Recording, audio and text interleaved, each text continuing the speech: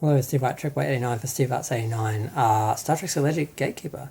Well, Star Trek Prodigy is finally making its debut on Nickelodeon. It's going to be on, was it Fridays at 8 p.m, I think? Yep, from July 8, Fridays at 8 p.m. They're going to show I think they're going to show the first two episodes together as a 1 hour pilot, like the first episode. And then it's going to be the other 8 episodes weekly. It sounds like they're going to have a break, just like with the original, I guess, release on Paramount Plus and that. And then I guess they'll do the other 10 episodes. I'm not quite sure how they're going to work that. But at least, so people will be able to see it on actual TV. It won't just be behind a paywall. And Nickelodeon has a good audience, so maybe it'll find somewhat of a following there. It's meant for kids. It's kind of condescending to sort of make a show for kids, especially a show like Star Trek, which already appeals to children.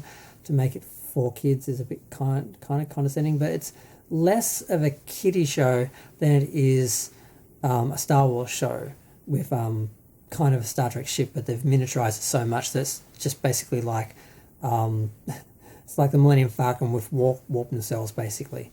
So it's not really a Star Trek series, which is a pity because it might be some people's first introduction to Star Trek, and they're not really being introduced to Star Trek. They're sort of seeing Star Wars, but it's being called Star Trek. So I don't know if it'll attract them to Star Trek, or will they just be disappointed when they find Star Trek and it's intellectual and about philosophy and morals and not just a bunch of kids running around doing actiony stuff because it's what the director thought was cool or whatever.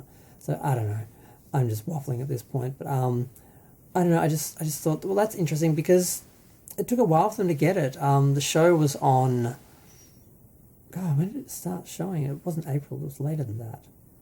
I can't remember, but it was a long time ago. I think they had to wait 6 months, so it must have been around January. I think the show was released on streaming, and I was kind of curious because it seems like Nickelodeon. I'm guessing maybe they only paid half. I figured they would have paid for most of it to get the rights to Star Trek and have a Star Trek show and everything. So I was kind of surprised that they didn't get it pretty much the same time as Paramount Plus or the next day or maybe the next week to have to wait 6 months before they can air it to make sure like Paramount Plus gets all the views first. I don't know, it doesn't seem like a good deal for Nickelodeon. I'm not quite sure why they were so happy to jump into bed with that sort of deal, but we'll see how it does there. Will we actually get actual ratings for it? I don't know if I think it's on like a channel.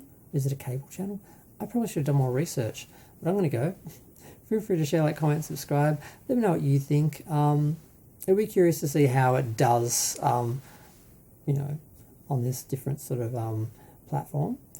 And I don't know, I did like the show. It's more like Star Trek, more like Star Wars than Star Trek, unfortunately. It's just a bunch of rebellious non-Star Trek teens, and although we get sort of examples of what Starfleet should be and so forth, and there's aspirations, we don't actually see any Starfleet officers or any Starfleet missions or sort of Starfleet type of content. It's really just Star Wars rebels running around the galaxy being chased by or escaping from some big bad, and that's not what Star Trek is. So yeah, I'm really just having a complaint about this, so I'm going to stop. Bye.